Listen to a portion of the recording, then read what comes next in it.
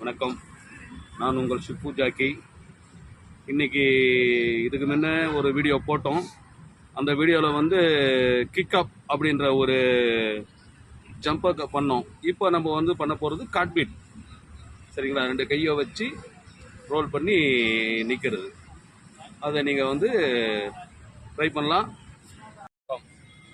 இப்போ நான் உங்களுக்கு வந்து செஞ்சு காமிக்க போகிறது ஏர் காட்பீட். அதாவது ஏர் காட்பீல் வந்து ஃபர்ஸ்ட் காட்பீல் பண்ணுறோம். காட்பீல் பண்ணுறது எப்படின்னு முதல்ல பார்க்குறீங்க. ஓகேங்களா?